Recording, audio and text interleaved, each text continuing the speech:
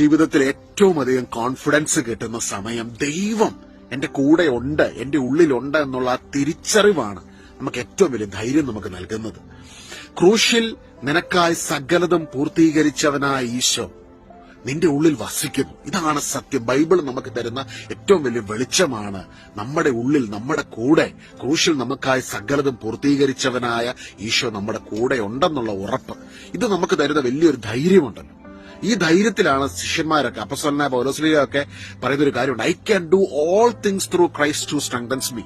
നിരവധിയായ പ്രശ്നങ്ങളും പ്രയാസങ്ങളും ചുറ്റും നിൽക്കുമ്പോഴും അതിനെയൊക്കെ ഈ ഒരു തിരിച്ചറിവോടുകൂടി നേരിടുകയാണ്. എന്നെ ശക്തനാക്കുന്നവനിലൂടെ എനിക്ക് സകലതും ചെയ്യുവാൻ സാധിക്കും. കാരണം ഫിലിപ്പിയ 4-ാം അധ്യായത്തിലാണ് പൗലോസ്ലീഹ പറയുന്ന, പിന്നീട് കൊളോസസ് ലേഖനത്തിലും പൗലോസ്ലീഹ പറയുന്നുണ്ട്, മഹത്വത്തിന്റെ പ്രത്യാശ ക്രിസ്തു എന്റെ ഉള്ളിൽ വസിക്കുന്നു. ഇന്ന് നമുക്കും കഴിയുമാറാകട്ടെ. എന്റെ ഉള്ളിൽ വസിക്കുന്ന എന്റെ ഈശോയിലൂടെ എനിക്കും സകലതും ചെയ്യുവാൻ സാധിക്കും. നമ്മുടെ ഉള്ളിൽ വസിക്കുന്ന ഈശോയുടെ പ്രത്യേകത എന്താ? അവൻ നിനക്കായി പാപപരിഹാര ബലിയായി തീർന്നവനാണ്.